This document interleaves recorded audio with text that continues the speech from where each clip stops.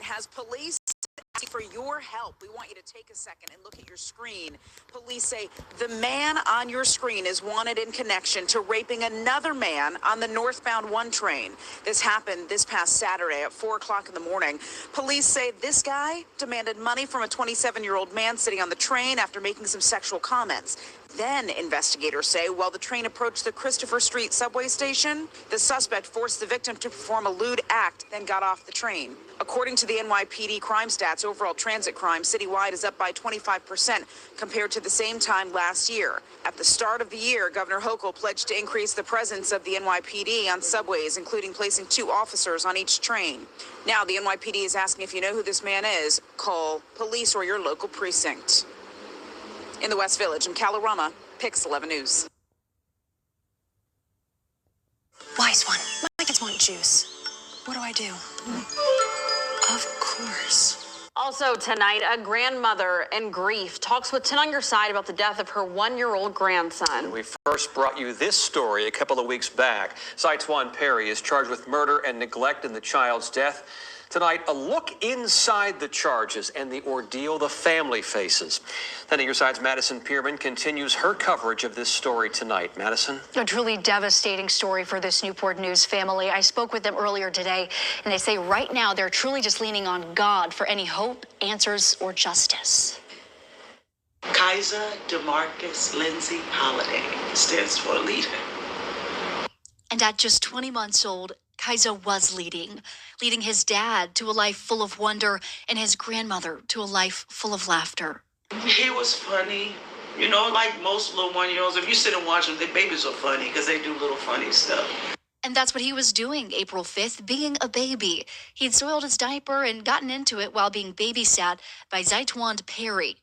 Kaiser's mom left the registered sex offender to watch her baby, according to documents. Perry, seeing the mess made, told police he got frustrated and was rough with the 20-month-old in the bath. Kaiser was later found dead on a mattress that morning. The toddler had several broken ribs, a 3-inch-long laceration on his liver, and a brain bleed.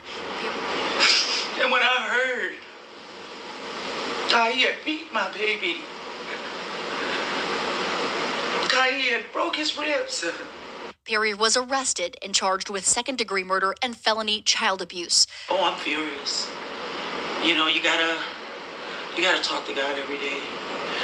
For now, they'll continue to remember their little angel that was sent their way and feel chosen that God deemed them worthy to have their full-of-life little leader to watch grow, even if only for 20 short months. What would make you beat him that way? There's nothing that a 1-year-old can do to make you beat him like that. And those were little 1-year-old Kaiser's ashes that you just saw, something a family should never have to endure.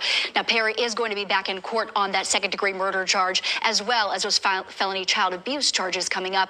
We're going to have those details for you on wavy.com. When you can expect new information later tonight. Madison Pierman, 10 on Your Side. You know Harbor Freight for affordability, but durability goes right along with it. You see, we test, and then we test.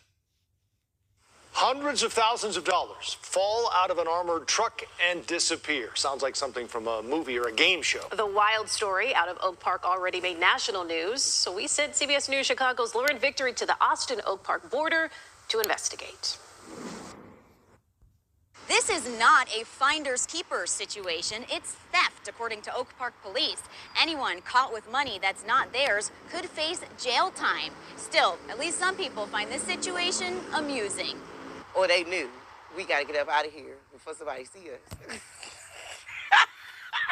Nicole Phillips Edwards can't help but laugh after she says police knocked on her door last week and told her this. It was people running down the street with money bags and everything, so I was surprised I missed it. The money bags apparently came from this Brinks truck. Facebook video we put on a loop shows the armored vehicle flanked by police last Tuesday around 5 p.m. Apparently, it was along this stretch of Austin Boulevard where the back of the Brinks truck busted open. The driver reported to officers that 3 bags of cash worth $300,000 fell out and that 50 to 100 people stuffed their pockets and ran away with the money. Nobody knows. Nobody saw anything. Look at all this money. It's not the first free-for-all involving a Brinks truck. Cash from one of their armored vehicles spewed across I-70 in Indianapolis in 2018. We had reports of people on the interstate, reports of people on the side of the interstate, in the ditches, in the grassy areas on the side of the interstate as well. CBS News Chicago wondered if cash taken in these scenarios can be physically tracked. We took the question to former FBI agent turned consultant Mike Driscoll. There's ways to track payments, track wires, track digital payments. Even when things get into the cryptocurrency world, it's possible to conduct tracing of those assets. In an instance like this, where you're talking about loose cash, that's very, very difficult. Law enforcement's going to have to rely upon kind of old-fashioned investigative techniques, looking at surveillance cameras, interviewing witnesses. Oak Park police are still investigating. Meantime, we asked Brinks how the back door opened up and if that driver is facing discipline. No comment on those questions. I'm Lauren Victory, CBS News, Chicago.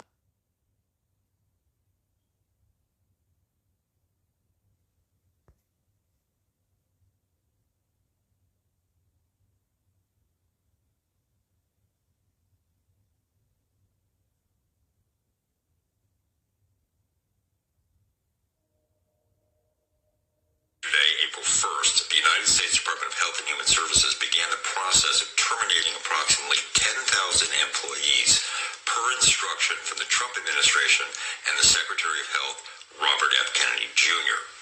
This in addition to 10,000 employees who have already agreed to voluntarily separate. Many employees arrived at work and were asked to line up outside the building to find out whether or not they still had a job. Other employees learned of the layoffs when their ID badges stopped working. The administration has stated that it intends to cut 2,400 employees from the CDC, 3,500 from the FDA, 1,200 from the NIH, and 300 from CMS. These agencies all operate under the flagship of HHS. Representatives for the respective agencies have stated they do not anticipate this resulting in an interruption of services. However, now that the entire staff, that's 10 people, from the Low-Income Home Energy Assistance Program, or LIHEAP, have been cut, it's difficult to imagine that people who benefited from that program won't be affected. One point that I want to make abundantly clear, this is not a situation where individuals were brought in and had their performances evaluated. This is a slash and burn, and it will absolutely affect everyone, particularly people who are, but anyone who benefits from any form of medical or scientific research, this will affect you. Today, 20,000 jobs are being cut across critical public health agencies. The FDA losing 3,500 jobs. These are the people responsible for ensuring our food, medicine, and medical devices are safe. The CDC losing 2,400 jobs, which means fewer resources to track and control disease outbreaks. The NIH losing 1,200 jobs, delaying life-saving medical research. And CMS, Medicare and Medicaid Services, losing 300 jobs, which will slow down services for millions of Americans who rely on health care assistance. And that's just the beginning. This government is restructuring HHS into a new entity called the Administration for a Healthy America. But many experts say this is just a way to shrink the federal government and weaken public health protections. So, why is this happening? This newly appointed secretary, Robert F. Kennedy Jr., says this is about efficiency and cutting down waste. But let's be real.